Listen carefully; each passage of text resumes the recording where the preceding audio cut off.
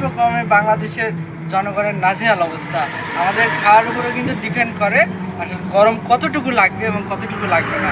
তো বিকাশ আমাদের প্রশ্ন হচ্ছে কোন কোন সবজি খেলে আসলে গরম লাগে বা কোন কোন খাবার খেলে সবচেয়ে বেশি গরম লাগে আর কোন কোন খাবার খেলে সবচেয়ে কম গরম লাগে এবং কোন কোন খাবার গরমের সময় স্বাস্থ্যকর খাবার বলে মনে করেন আপনি?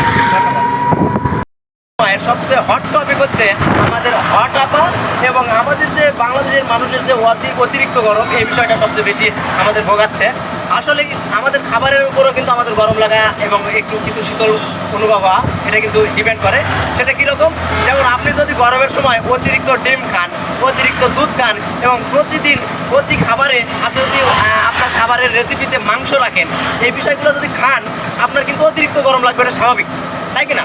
তাহলে আমাদের কিছু এই গরমে ভালো থাকতে হলে হালকা পানীয় খাবার খেতে হবে।